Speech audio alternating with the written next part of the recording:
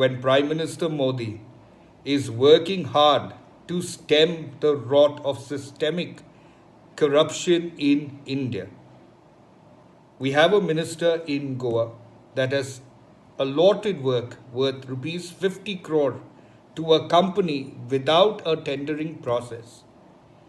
When he was questioned by the media, he states that Shah Jahan in his time did not require a tendering process to build the Taj Mahal. He also told the media that it was a collective government decision to opt not for the tendering process, but to go in for a nomination process of the company who's got the renovation work of the Kala Academy.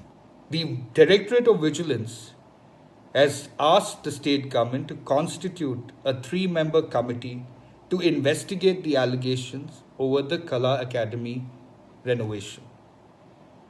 My question to the Chief Minister of Goa, in all earnestness and in all humility, is today, if we set the trend of a work without a tendering process, how are we a party that is fighting against corruption?